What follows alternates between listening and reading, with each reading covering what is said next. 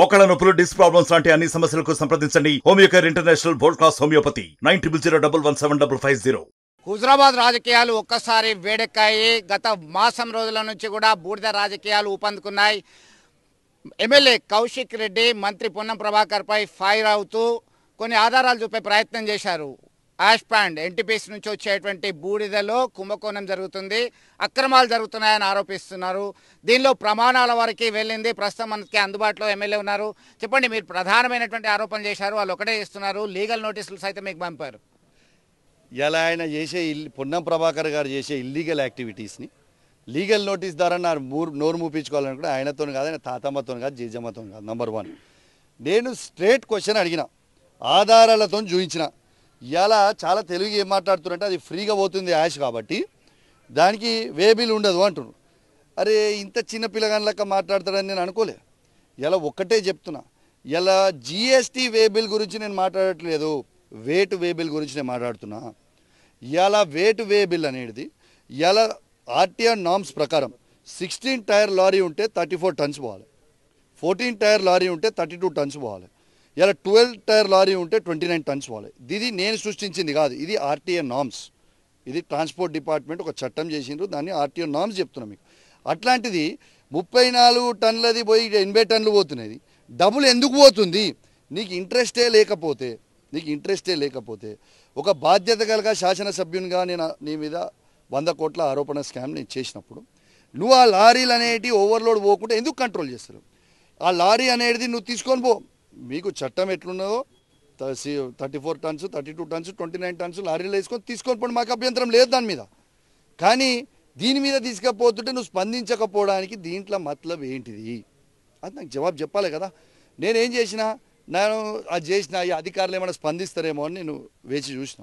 Transport principal secretary గారికి complaint చేసిన, transport commissioner గారికి కంప్లైంట్ చేసిన, డిటీసీ గారికి కంప్లైంట్ చేసిన, ఆర్టీఓలకు కంప్లైంట్ చేసిన. ఎవరూ స్పందించకపోతే నన్ను ఏం చేయమంటారు? దాని తర్వాత నాకు ఉల్టా లీగల్ నోటీస్ పంపుతుండు. నేను చెప్పింది నిజం, చేసేది ఇల్లీగల్ యాక్టివిటీస్, చేసేది లంగదందా,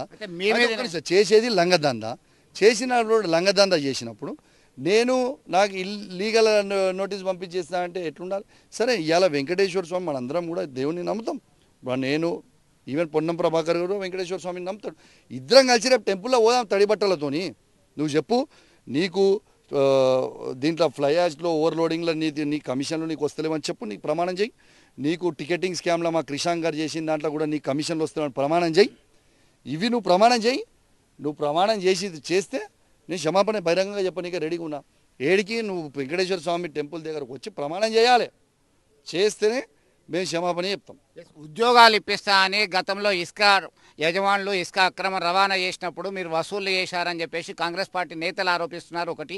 రెండవ అంశం ఏంటంటే, కాంగ్రెస్ పార్టీలో మీరు వెళ్ళే ప్రయత్నం చేస్తున్నప్పుడు పొన్నం ప్రభాకర్ అడ్డుపడుతున్నాడు, అందుకే మీరు ఆరోపణలు చేస్తున్నారని చెప్పి కాంగ్రెస్ పార్టీ కార్యకర్తలు చేస్తున్నటువంటి ఆరోపణలు, ఫ్లెక్సీలు కూడా కట్టిన పరిస్థితి. నీకు ఒకటే చెప్తున్నా, వాళ్ళు పాగలగాని లెక్క, వాళ్ళకి ఏం చేయాలో అర్థం కాక పిచ్చోని లెక్క మాట్లాడుతున్నారు. నాకు ఉన్న పైసలే ఏం చేసుకోవాలని అర్థమవుతలేదు.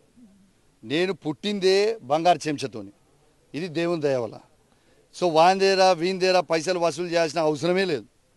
బహుశా మన జిల్లాలో నేను డిక్లేర్ చేసిన ఆస్తులు ఎవరు చేయలే. నా అఫిడవిట్ తీసి చూసుకోండి ఒకసారి. నేను డిక్లేర్ చేసిన ఆస్తులల్లో ఈ 13 నియోజకవర్గాలలో ఎవరూ చేయలే, ఏ పార్టీలో కూడా. కౌశిక్ రెడ్డి చేసిందంట. నంబర్ 1. నంబర్ 2, సరే అయినా నా హుజరాబాద్ నియోజకవర్గ ప్రజలకి నిజాయితీగా నేను ఉండాలి, జవాబు చెప్పాలి. కాబట్టి ఇవాళ నాకు సవాల్ విసిరి, నువ్వు చేయలేదంటే చెల్పూర్ టెంపుల్, హనుమాన్ టెంపుల్కి వచ్చి ప్రమాణం చేయమన్నాడు. నేను వచ్చిన ఈయన పండుకొని బయలుదేరే టైంలో ఇంత వందలాది మంది పోలీసులను పెట్టి నన్ను ఎందుకు అడ్డుకుంటారు? సవాల్ విసిరింది వాళ్ళే, నేను స్వీకరించిన. నేను పోలీసు వాళ్ళని రిక్వెస్ట్ చేసిన, మా కార్యకర్తలు ఎవ్వరు రారు, మా దాదాపు 10,000 మంది కార్యకర్తలు ఇలా కదిలే పరిస్థితి ఉంటే ఎక్కడో అక్కడ అరెస్ట్ చేసి ఇబ్బంది, ఎవరు రారు మా కార్యకర్తలు, నేను పిలిపిస్తాను, నన్ను ఒక్కనే తీసుకుపోరు మీ ఎస్కాట్లో, నేను ప్రమాణం చేసి మళ్ళీ వస్తా అని చెప్పాను. లేదు సార్ పర్మిషన్ లేదు అన్నారు. చట్టంకి లోబడి చేయకపోతే, పర్మిషన్ ఇవ్వకపోతే ఇదే మా గుడి అనుకొని ఇలా వెంకటేశ్వర స్వామి శాల్వా కండువ కప్పుకొని, ఇలా కొండగట్టు అంజన్న పటం పట్టుకొని, చెల్పూర్ ఆంజనేయ స్వామి సాక్షిగా ఇలా నేను ప్రమాణం చేసిన. నేను తప్పు చేసి ఉంటే ప్రమాణం చేస్తానా? ఇలా ప్రమాణం చేసి ఇలా నా నిజాయితీ నేను నిరూపించుకున్నా, దమ్మున్నాను నేను. ఎందుకంటే నేను తప్పు చేయలే. రేపు పొన్నం ప్రభాకర్ కూడా దమ్ముంటే చలో అపోలో వెంకటేశ్వర స్వామి దగ్గరికి రావాలి, స్నానం చేయాలి, కలుపుకోవాలి, రెండిట్లో నాకు సంబంధం లేదని ప్రమాణం చేయాలి. మేము క్షమాపణ చెప్తాం అని జవాబు సరిగా ఇస్తే. అంటే మీరు చేసినటువంటి పొన్నంపై చేసిన సవాల్ నేపథ్యంలోనే ప్రణవ్ ఇక్కడ కాంగ్రెస్ పార్టీ ఇన్ఛార్జ్ మీ మీద సవాల్ విసిరడం జరిగిందంటారా మీరు? చిన్నపిల్లల గురించి నేను మాట్లాడా. పొన్నం ప్రభాకర్కి నాకు జవాబు ఇది. పొన్నం ప్రభాకర్కి ఏమైనా ఉంటే నన్ను అడుగు, నేను చెప్తా. చిన్నపిల్లలకి మా కార్యకర్తలు జవాబు ఇస్తారు. ఇటీవల కాలంలో బీఆర్ఎస్ పార్టీ నుంచి ఎమ్మెల్యేలు పార్టీ మారుతున్నటువంటి నేపథ్యం, ఒకవైపు బీఆర్ఎస్ కార్యకర్తలు నేతలు సైతం ఆగ్రహావేశాలు వ్యక్తం చేస్తున్నటువంటి పరిస్థితి. ఆ లైన్లో ఇంకా కొంతమంది బీఆర్ఎస్ పార్టీ నేతలు ఉండొచ్చా, ఎమ్మెల్యేలు ఉండొచ్చా? ఉంటే మీ స్పందన ఏంటి? మీకు ఒక్కటే చెప్తున్నాను, నేను నిన్న కూడా బహిరంగంగా చెప్పిన, బీఆర్ఎస్ పార్టీ మేము గెలిచిన 39 మంది ఎమ్మెల్యేలు కావచ్చు, బీఆర్ఎస్ పార్టీ కారు గుర్తు మీద కేసీఆర్ గారు చేసిన మంచి పనుల మీద, కేసీఆర్ గారి బొమ్మ మీద మా బీఆర్ఎస్ పార్టీ కార్యకర్తలు చేయబట్టి, లేకుంటే మా బీఆర్ఎస్ పార్టీ సానుభూతి పరులతోని మేము అందరం ఎమ్మెల్యేలు అయినాం. ఖచ్చితంగా మన అందరం కూడా ఎవరో ఒక 4 5 హౌలగాళ్ళు ఎమ్మెల్యేలు, అమ్ముడు పోయే చుతగాళ్ళు ఉంటే పోతే పోనీ, మాకు ఫరక పడేది ఏం లేదు. మేము ఎమ్మెల్యేల కంటే ముందు మేము బీఆర్ఎస్ పార్టీ కార్యకర్తలం, బీఆర్ఎస్ పార్టీ జెండా మోసే వ్యక్తులం, కేసీఆర్ కోసం ప్రాణం ఇచ్చే వ్యక్తులం. ఇలా లక్షలాది మంది కార్యకర్తలు ఉన్నారు మాకు. ఇలా వేలాది మంది ఎంపీటీసీలు, జెడ్పీటీసీలు ఉన్నారు, సర్పంచ్లు ఉన్నారు, వేలాది మంది ఎంపీపీలు ఉన్నారు, వందలాది మంది మున్సిపల్ చైర్మన్లు ఉన్నారు, వందలాది మంది కౌన్సిలర్లు ఉన్నారు, ఇలా వందలాది మంది మాజీ ఎమ్మెల్యేలు ఉన్నారు, వాళ్ళు మాజీ ఎంపీలు ఉన్నారు, మాజీ ఎమ్మెల్సీలు ఉన్నారు, తెలంగాణ సాధించిన కేసీఆర్ గారు ఉన్నారు.